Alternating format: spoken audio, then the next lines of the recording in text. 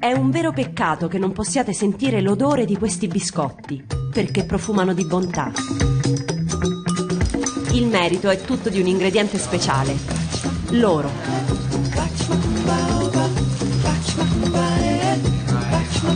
Questo è Frolla, un biscottificio in provincia di Ancona dove lavorano 10 ragazzi speciali.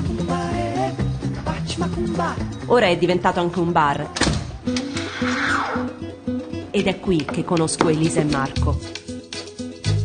Dicono alcuni che noi siamo tipo inutili, invece siamo utili per tutto.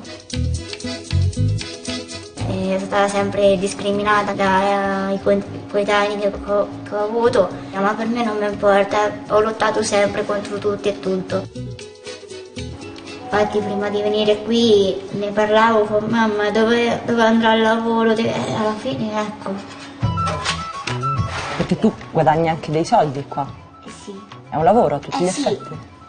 I soldini servono, però è così. Tanto per aiutare mamma è la cosa fondamentale.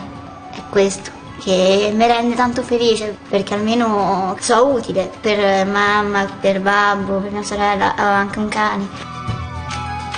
Vi mettete anche la musica per farli? Sì. Vengono meglio i biscotti con la musica? Però mica balli quando fai i biscotti? No, se lavora. Nel laboratorio ha trovato un lavoro anche Mirko, che faceva lo chef e che dopo un gravissimo incidente stradale ha perso l'uso delle gambe e in parte quello delle mani.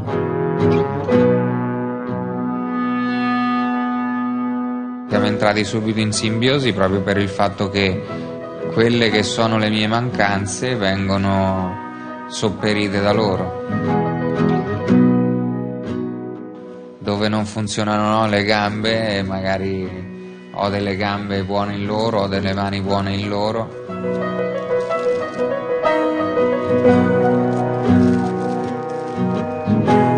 Frolla che opportunità rappresenta per te?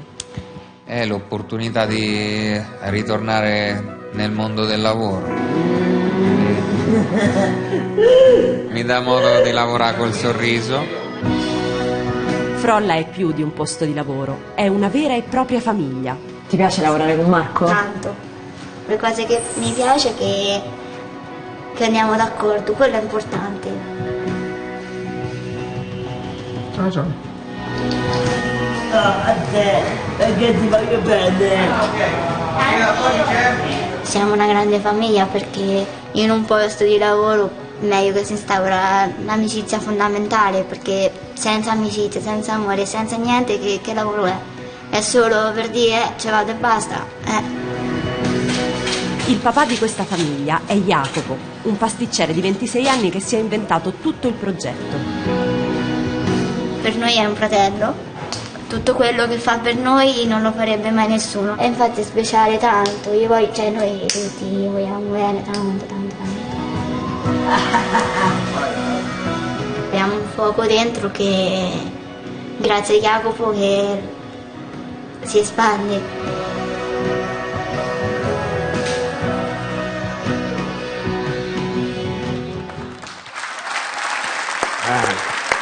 Che bella storia, eh? E Jacopo Corona è qui.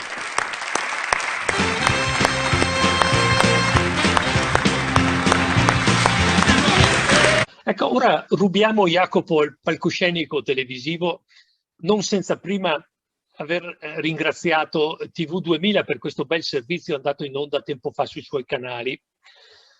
Ecco Jacopo, grazie per essere qui con noi.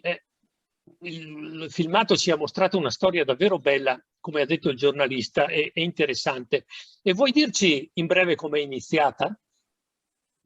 Intanto ciao a tutti, è sempre un piacere insomma confrontarmi con voi. Noi abbiamo iniziato come arco temporale 3 anni e mezzo fa, perché Frolla nasce proprio come attività, come laboratorio di produzione il 12 maggio 2018. Nasce principalmente da una storia di amicizia, che è la mia e quella di Gianluca Di Lorenzo, l'altro socio fondatore insieme a me di questa realtà. E nasce innanzitutto per l'esigenza di creare lavoro e soprattutto inserire in un contesto sociale il mondo della disabilità, quindi fare una fusione tra il mondo del lavoro, in questo caso della pasticceria, che è il campo di cui mi occupo io, e il mondo del sociale, del campo che si occupa Gianluca, abbiamo fatto una sorta di fusione sia come amicizie, ma sia anche come poi competenze, e da lì nasce praticamente questa idea di questo biscotto che crea inclusione. Senti, quando si parla di inclusione lavorativa di una persona con disabilità e soprattutto disabilità intellettiva, si rischia a volte di cadere in un equivoco, come dire, assistenzialista, in cui la persona inserita non viene vista davvero come una risorsa dell'impresa, ma solo come qualcuno da aiutare o un modo con cui l'impresa assolve a un suo dovere di responsabilità sociale. Ma nella vostra impresa mi sembra che si vada ben oltre questo concetto, vero? È vero, perché noi innanzitutto come idea centrale del progetto non abbiamo il mondo della disabilità. L'idea iniziale del progetto è proprio vendere la qualità del prodotto, quindi noi abbiamo lavorato molto sulla qualità del prodotto perché crediamo che la vera libertà, cioè il vero valore aggiunto di Frolla sia la qualità, cioè nel senso che i biscotti, comunque parliamo di biscotti, noi il nostro prodotto di punta, poi ovviamente nel tempo abbiamo anche ampliato le nostre proposte, sono fatti comunque con ricette, tutto con materie prime di altissima qualità. Questo perché noi non volevamo e non vogliamo tuttora cadere nel tranello, chiamiamolo così, di vendere la pena, cioè noi non vogliamo che le persone vengano da noi perché dobbiamo far pena, perché dietro ci sono un discorso sociale, ma noi dobbiamo esaltare le qualità dei ragazzi che sono inseriti, i ragazzi che hanno delle disabilità sicuramente apparenti, ma il concetto è che dobbiamo essere noi bravi a renderli autonomi in un concetto di inclusione. Quindi la vera inclusione è cioè non creare una situazione in cui le persone vengono a fare una donazione, cioè noi non l'accettiamo queste cose qua, noi vogliamo semplicemente vendere i nostri prodotti perché siamo bravi a farlo, poi dobbiamo essere noi ancora più bravi nel saperlo comunicare e nel saperlo soprattutto valorizzare quello che è visto come un deficit come valore aggiunto. Ascolta, quindi sulla base di questa tua e vostra esperienza, puoi indicarci qualche punto che ritieni fondamentale per chi come voi vuole fare una vera inclusione sul lavoro? Cosa bisogna fare e cosa bisogna non fare?